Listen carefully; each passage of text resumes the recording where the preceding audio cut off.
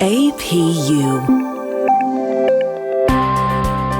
American Public University is proud to present The Everyday Scholar.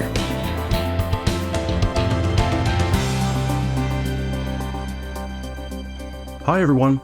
Welcome to our Voices in the Field podcast series, brought to you by the APUS Sports Management Program. My name is Jim Reese, and along with my phenomenal colleague, Dr. Brittany Jacobs, we'll be your co-host for today's program. Good morning, Britt. Good morning, everybody. How are you, Jim? Doing great. And also, our Dean of the School of Health Sciences and STEM, Brian Freeland, will join us in a few seconds.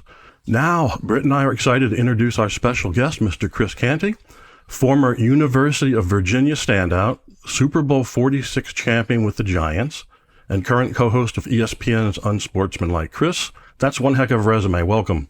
Yeah, listen, I wish I was as impressive as the resume was. I can tell you it's just right place, right time. So thank you for taking time from your busy schedule. As I mentioned previously before we jumped on, this is for our students, and so all the questions are going to be designed with them in mind. So first one, was your goal always to end up in sports media, or is that something that just happened along the way? No, I think I got into sports media as a way to stay connected to high-level sports. I never imagined that I would have a long career at it, but I just couldn't imagine myself doing anything outside of sport. I'd been a high-level athlete for the better part of 2 decades across college and pro football, and so I just didn't want to get detached from those roots, from that foundation. And so I looked at media as a conduit to be able to stay connected to high-level sports. And I've been very fortunate enough to have opportunities to be able to build that career.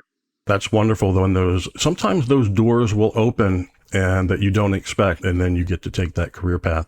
Looks like Brian has joined us. Brian, would you like to give us a welcome for Chris? Yeah, absolutely. Just very excited to have you here with us, Chris. Welcome. Appreciate you taking time out of your schedule to be with us. And of course, I'm a huge Wahoo fan. Grew up, born and raised loving the Cavaliers. So it's a special privilege just to, get to speak with you. Thank you. Absolutely. Wahoo, wah. Let's go. Who? Chris, I turn this over to Britt, but there's a follow-up question because you mentioned something there that I'd like to follow up on. Your transition, one of the things that I hear from students, we have some students in our program that have played Division I sports and some professional as well. And one of the things, interacting on the discussion boards and those kind of things was the transition from when you're done with your professional career or your college career, and you've been doing something for your whole life, and now you have to make that transition. Some of them mention depression and different kind of things.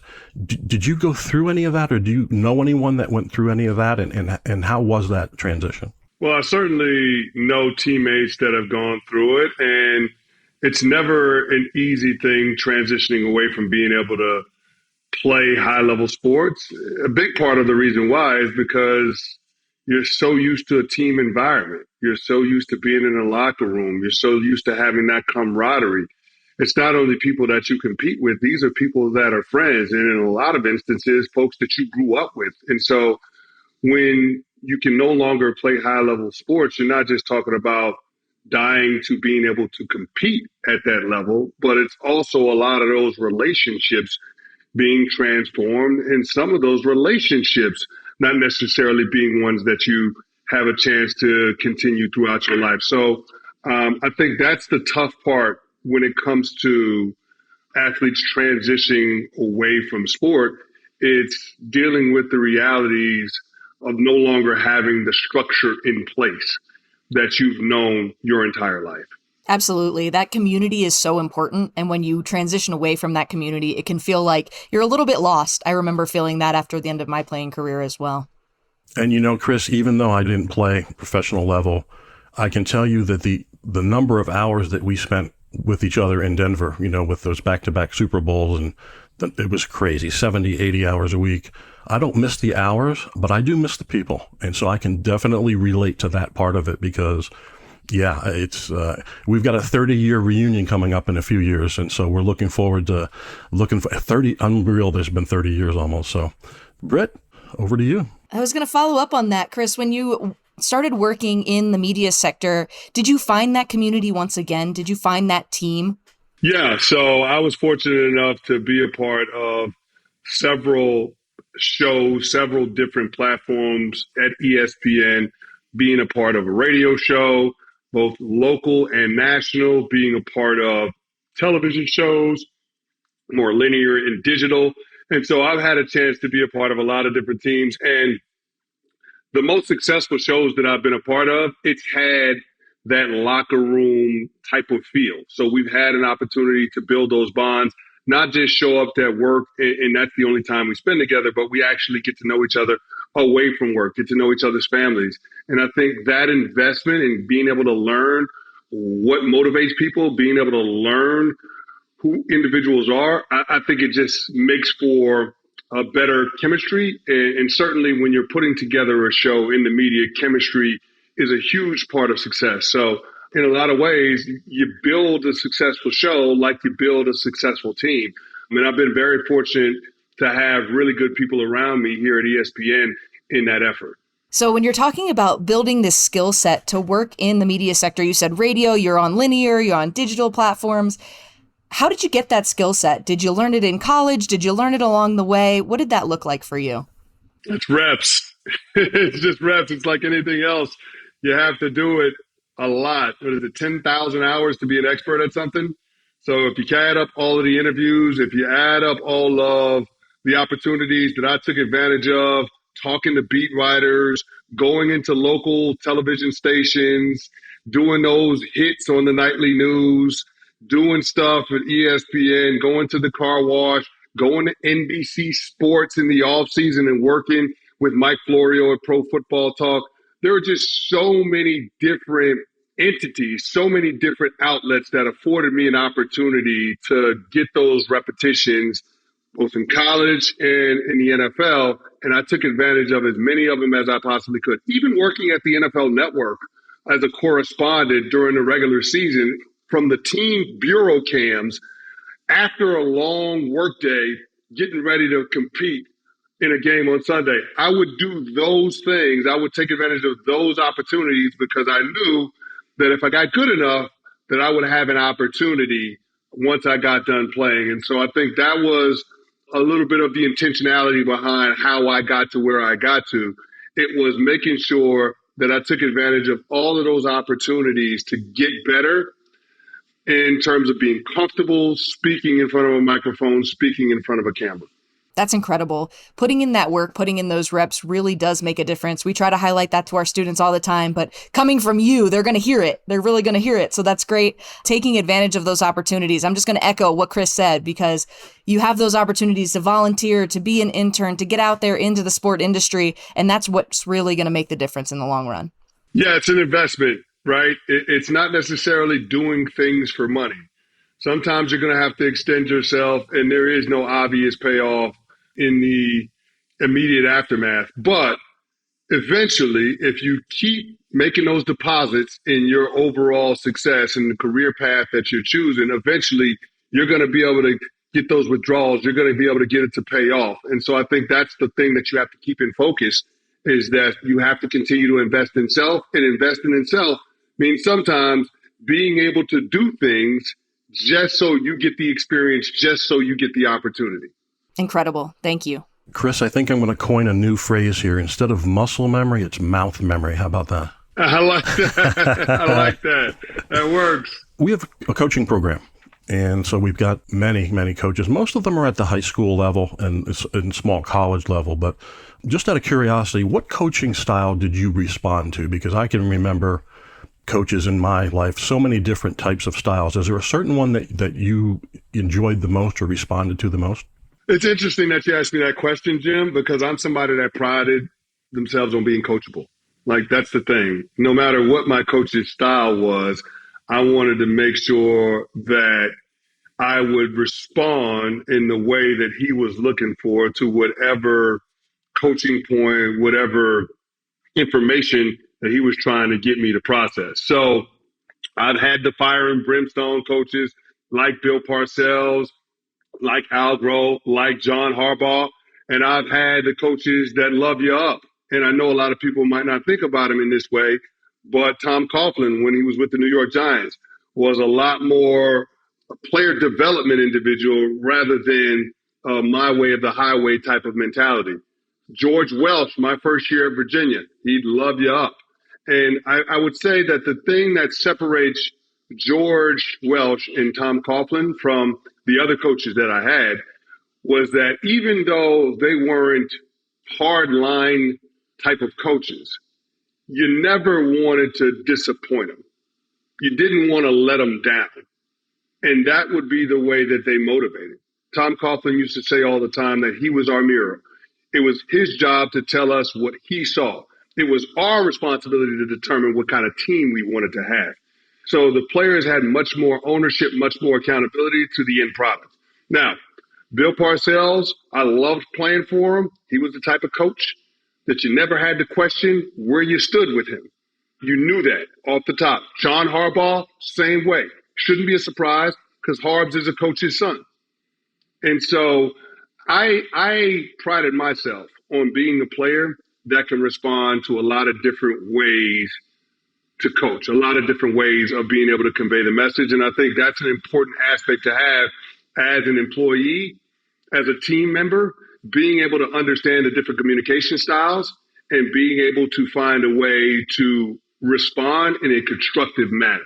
What a great example of how sports relates to life and how students can do the same thing in the workplace as far as, thinking like an administrator, like an owner to develop themselves and move forward. Great example, Chris. I can't thank you enough for sharing that. So, Britt, over to you. I'm writing down things over here. Be coachable, put in the reps, be adaptable, all of these kind of key phrases and key ideas that you're bringing out. As you kind of think about the sporting landscape, where do you think that it's going next? What do you think the next big thing is? What should our students be prepared for? Well, I think there is an emphasis on player empowerment. That's what we've seen across all major professional team sports.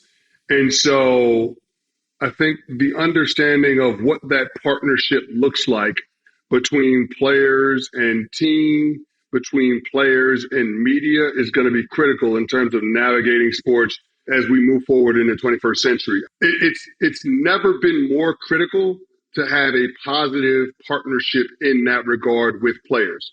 And so while I think a lot of that responsibility still lies with the players, I think with the emergence of podcasting, with the emergence of social media, there's now more onus on media members to make sure that they are covering this sport fairly, that they are covering this sport with integrity, with honesty, because the players don't necessarily need them at all times in order to convey whatever message they want to send to a fan base.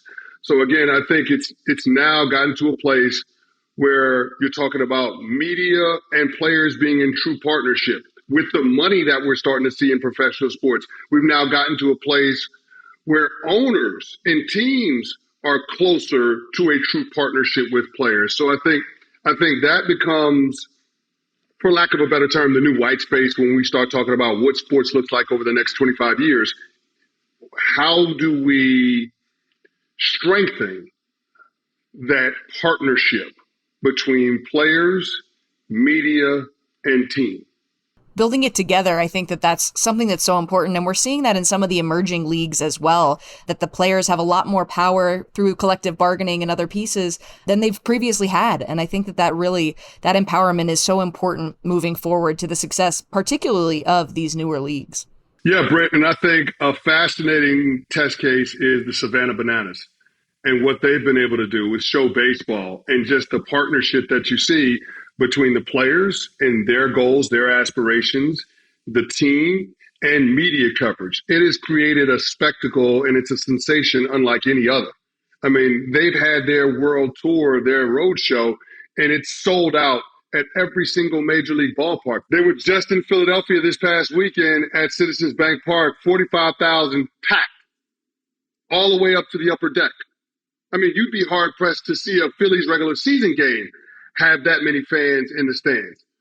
That's how the strength of a true partnership between players, between team, between media can create a spectacle, can create urgency in a product that fans are clamoring over. So I think that's going to be critical in terms of being able to maintain sports as the only true appointment television or must-watch television or must-watch product in the entertainment space that we have.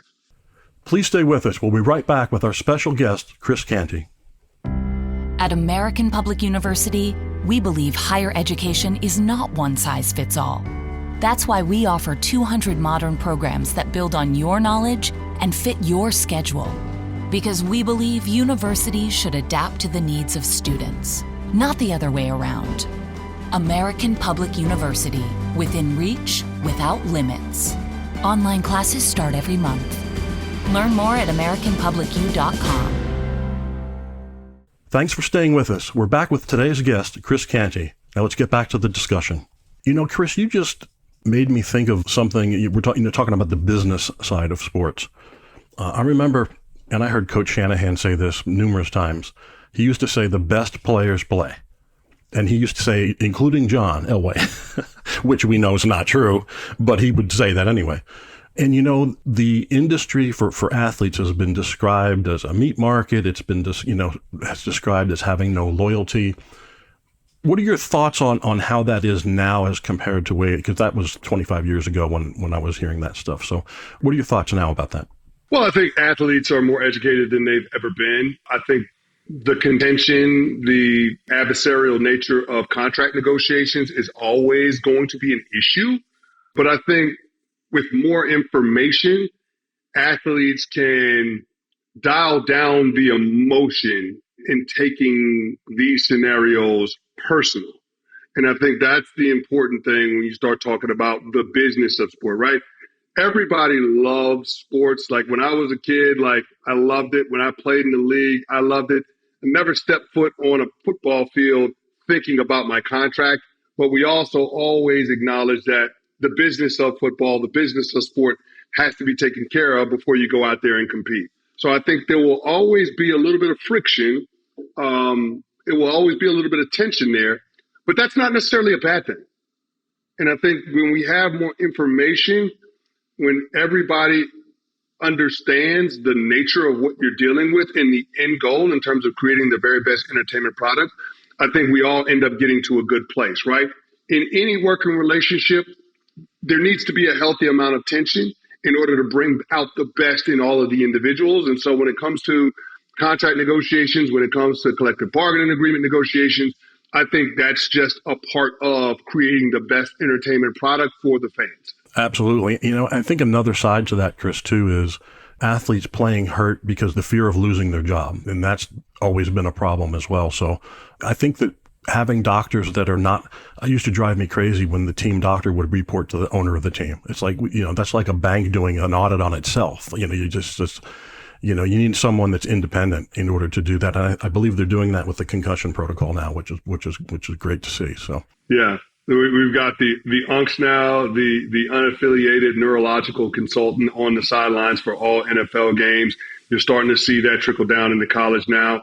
And I think the college game is also interesting when we discuss its role in the ever-changing landscape of sports and the changing dynamic between player and team. Because we're seeing athletes monetize their abilities at an earlier age, we're now starting to experience a situation where athletes are empowered in a very different way. So athletes have access to their own medical teams. Athletes have access to their own doctors. And so when it comes to making the best decisions about their health, when it comes to making the best decisions about their welfare, it's not from a position of desperation because they have resources. It's now about best practices and doing what the science says they should do, going where the science leads them. And so I think that is a welcome change in what we're seeing in high-level sports. I couldn't agree with you more. I think that moving towards this model where athletes do have the knowledge, do have the resources to make those decisions for themselves is so important in sport. As you're talking about collegiate sport, we know that NIL is name, image, and likeness, of course, is a big issue. That monetization that you're talking about But the great thing about it is that we're seeing some additional roles emerging within that collegiate space. We're seeing the GMs coming out. We're seeing, NIL directors.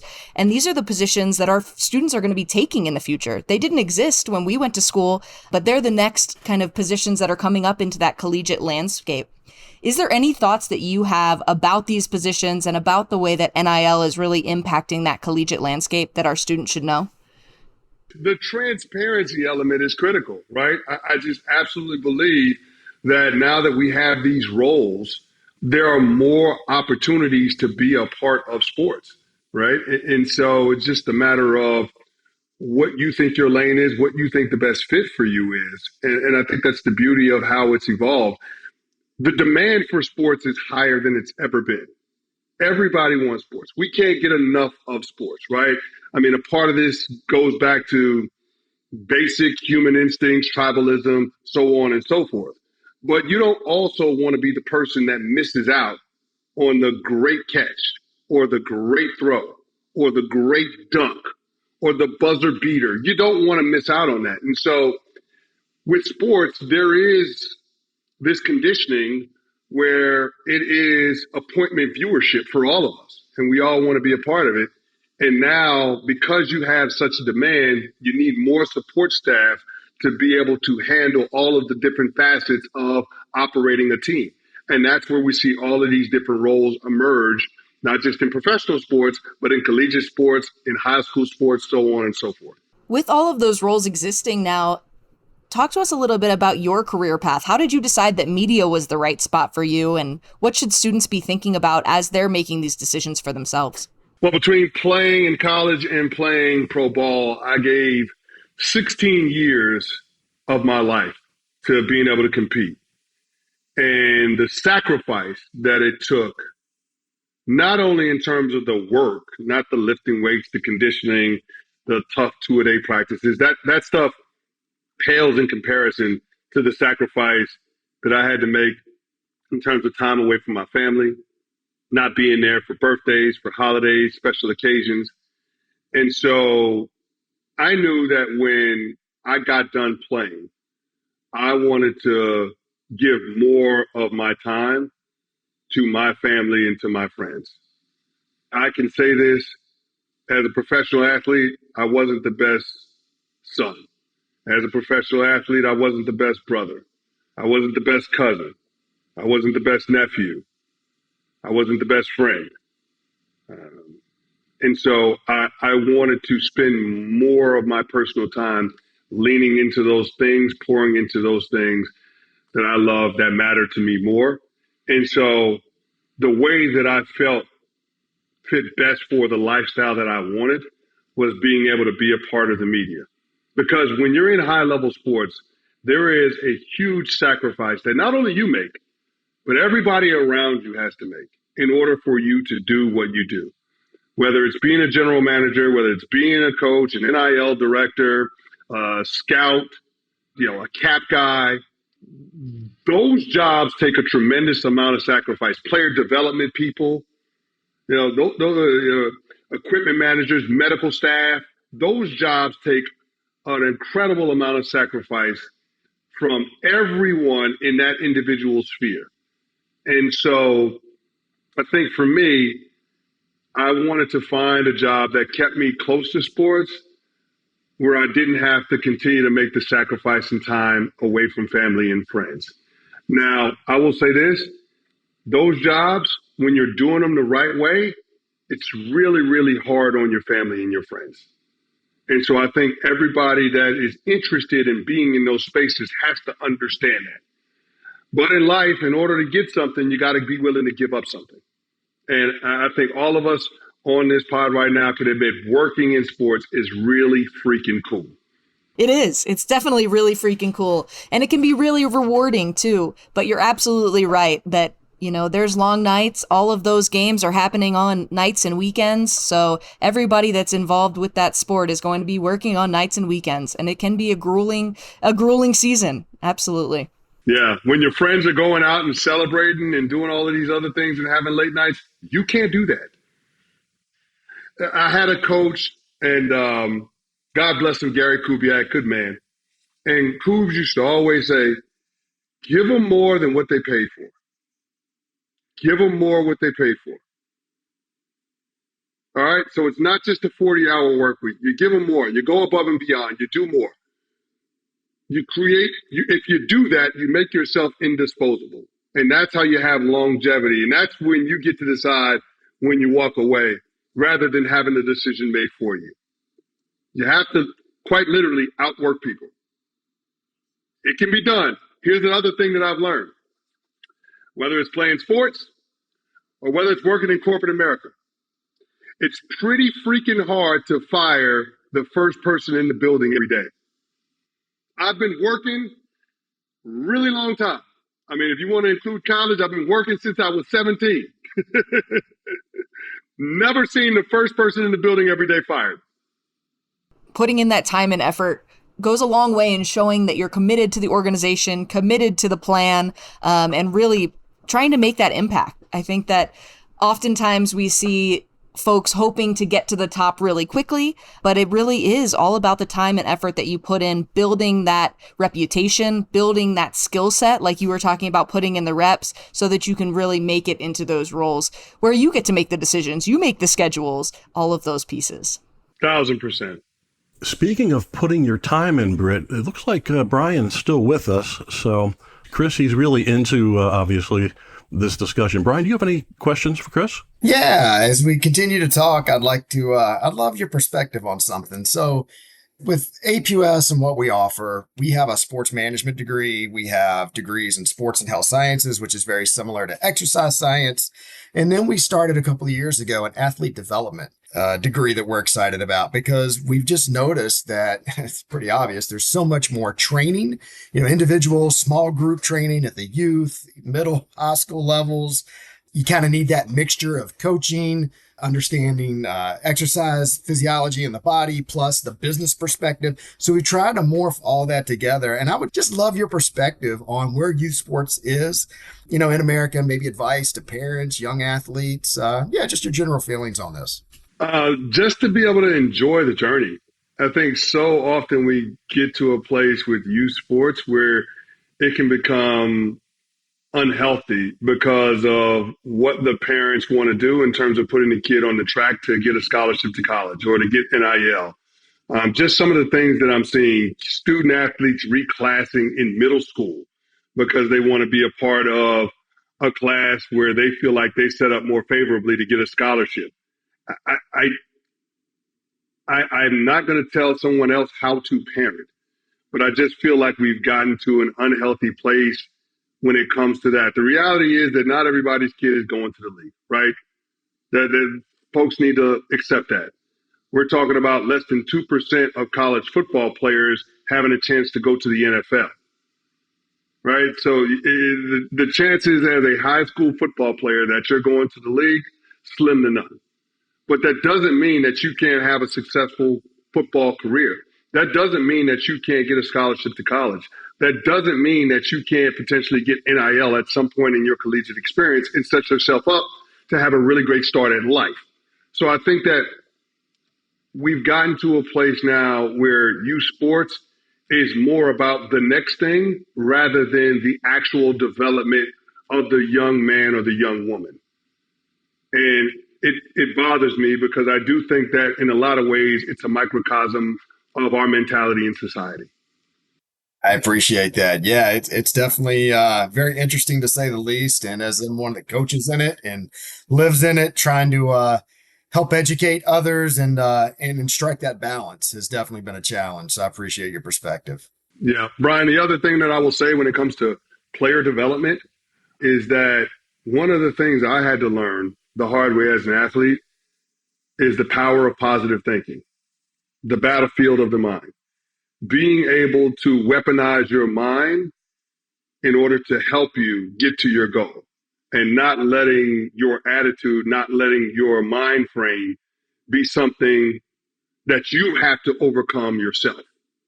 And so I think that's one of those things that young athletes could benefit from, not just in sport, but in life, learning the power of positive thinking, learning the value of a positive attitude and how that can propel you and how in turn your body physically responds to that.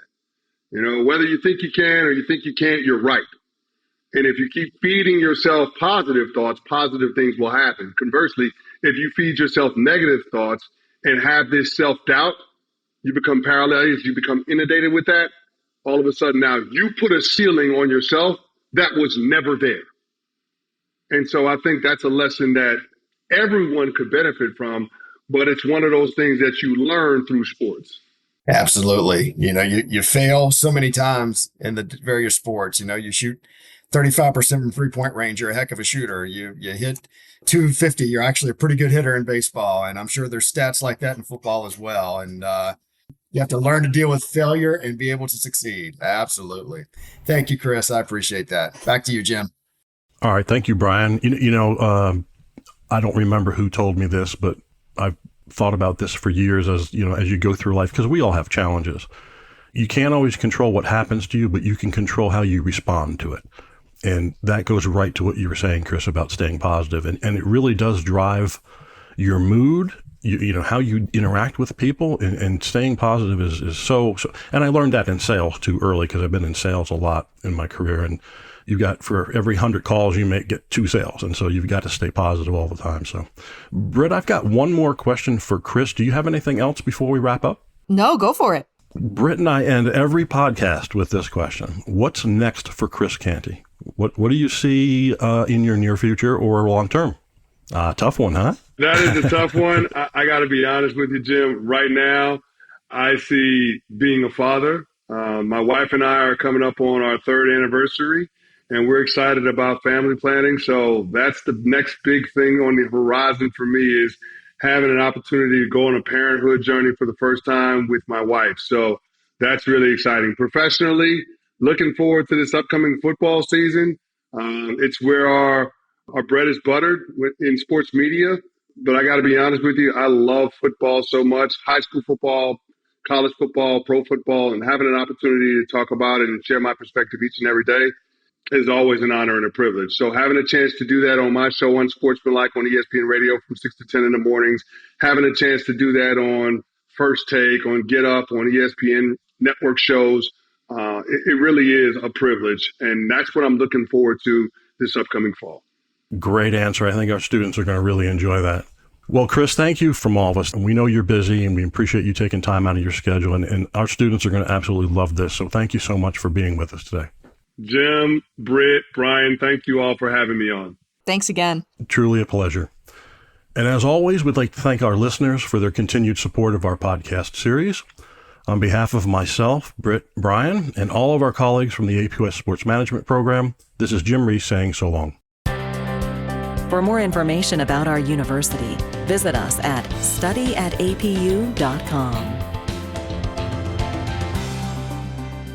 APU,